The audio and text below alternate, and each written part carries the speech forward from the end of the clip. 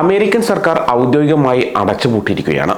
October 1 പുലർച്ചെ 12:01 സെനറ്റിന് ഒരു ചെലവ് ബിൽ, അതായത് സ്പെൻഡിംഗ് ഡീൽ പാസ്സാക്കാൻ കഴിഞ്ഞില്ല.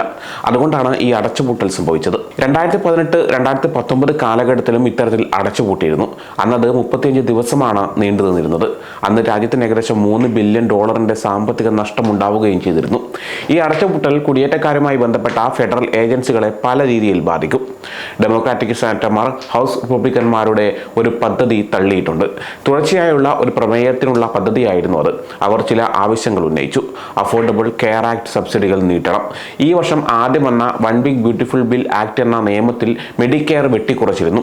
ഏകദേശം $1 ട്രില്യൺ വെട്ടിക്കുറക്കലായിരുന്നു അത് തിരികെ കൊണ്ടുവരണമെന്നും അവർ ആവശ്യപ്പെട്ടിട്ടുണ്ട്.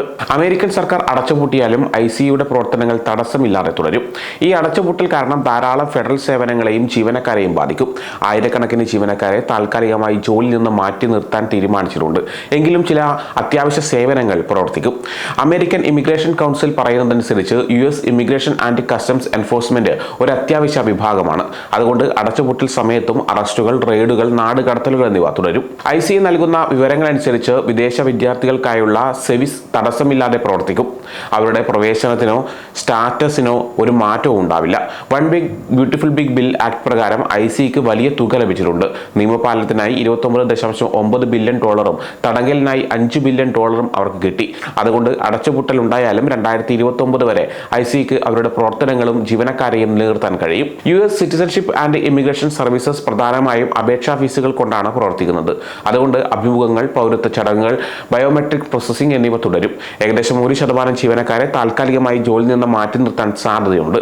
ഇത് കോൺട്രാക്ട് 30 പോലുള്ള ചില പദ്ധതികളെ ബാധിച്ചേക്കാം. ഗ്രാമീണ മേഖലകളിലേക്ക് ഡോക്ടർമാരെ എത്തിക്കുന്ന പദ്ധതിയാണിത്. ജോലി ചെയ്യാനുള്ള അനുമതി പരിശോധിക്കുന്ന ഈ വെരിഫൈ സിസ്റ്റം താൽക്കാലികമായി നിർത്താൻ സാധ്യതയുണ്ട്.